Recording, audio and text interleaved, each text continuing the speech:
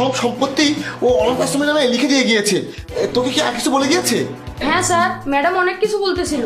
আমি এতটুকুই বুঝেছি যে উনি ওনার সম্পত্তি অনাথ আশ্রমে লিখে দিয়েছে। মরার আগে তোকে বলে গিয়েছে?